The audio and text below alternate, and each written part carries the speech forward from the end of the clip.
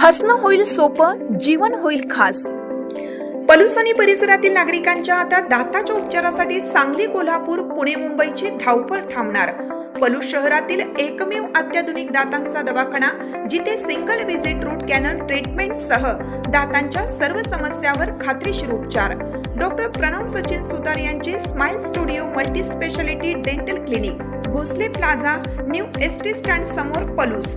अपॉइंटमेंटसाठी संपर्क 72 72 82 72 27 आणि 87 93 75 16 25।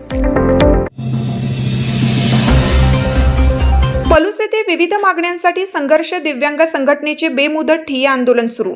पलूस शहर दिव्यांग संघटनेच्या विविध प्रलंबित मागण्यांसाठी संघर्ष दिव्यांग सामाजिक संघटना महाराष्ट्र राज्याच्या वतीने सोमवार दिनांक 6 एप्रिल 2026 पासून येथील जुन्या बस स्टँड मागील छत्रपती शिवाजी महाराजांच्या पुतळ्यासमोर बेमुदत ठिय्या आंदोलन सुरू करण्यात आले आहे।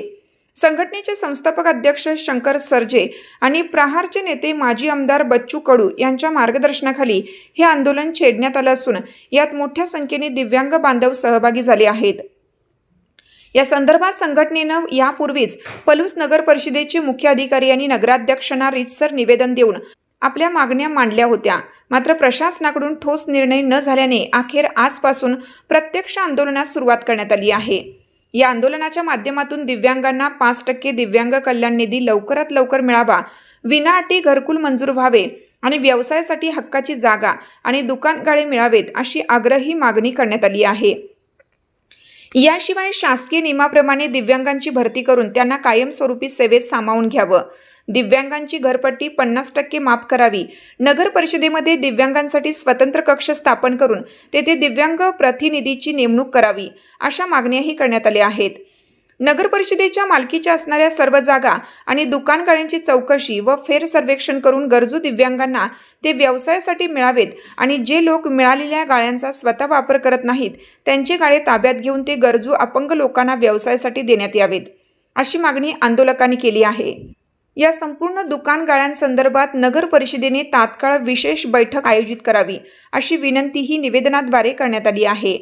या आंदोलनास प्रारंभ झाला असून यावेळी संघर्ष दिव्यांग संघटनेचे सांगली जिल्हा अध्यक्ष सुनील दाशाळ, जिल्हा उपाध्यक्ष संतोष सावंत, जिल्हा सचिव संजय मोरे यांच्यासह मधुकर कुंभार, भरत कचरे, लक्ष्मण पवार, मनीषा पवार, स्वाती पाटील, गीतांजली डोईफोडे, आकाश निकम, बाळासाहेब पाटील, अजित होमकर, असलम नधाब आणि विलास रावळ आदींसह सुमारे 40हून अधिक दिव्यांग बांधव उपस्थित होते।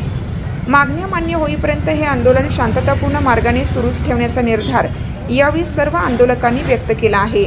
विविध मागण्यासाठी आम्ही आज रोजी बेमुदत ठिय्या आंदोलन करत आहोत। त्यात प्रामुख्याने आमच्या अशा मागण्या आहेत की 5% निधी दिला जातो दिव्यांगांना, उत्पन्नातून 5% निधी देण्यात यावा, पूर्ण क्षमतेने देण्यात यावा, तोही कोणतीही वजावट न करता दिव्यांगांच्या आर्थिक बाजूचा विचार करून, तसेच दिव्यांगांना व्यवसायासाठी जागा देण्यात याव्या, शासनाच्या नियमाप्रमाणे ज्या ठरलेल्या जागा आहेत त्या जागा देण्यात यावा, दुकानगाळे असतील ती दुकानगाळे देण्यात यावे। त्याच्यानंतर दिव्यांगांचा प्रतिनिधी जो शासनानं नेमणूक केलेली आहे त्या शासनाप्रमाणे दिव्यांग प्रतिनिधी नेमण्यात यावा। त्यानंतर 50% घरपट्टी माफ आहे ती घरपट्टी माफ करण्यात यावी। त्यानंतर जे आमची प्रमुख मागणी अशी आहे की जी दुकानगाळ्याने जागा आहे त्याची फेर सर्वेक्षण करून गावातल्या लोकांनी प्राधान्य द्यावं। ते एकेकाला जवळजवळ 3-3, 4-4 दुकानगाळे दिलेले आहेत। ते गाळे ज्याला मंजूर झालेले आहेत त्यांनी दुसऱ्या लोकांनी भाड्यानं दिलेले आहेत आणि स्थानिक लोकांच्यावर अन्याय झालेला आहे। या गोष्टीमुळे आमची प्रमुख मागणी ती आहे की ज्या गरजू लोकांनी आहेत, दिव्यांग असो किंवा स्थानिक लोक असो, ज्याला धंद्याची गरज आहे त्या लोकांनी पहिल्यांदा प्राधान्य देणे होते। स्थानिक लोकांच्यासाठी फेर सर्वेक्षण करावे।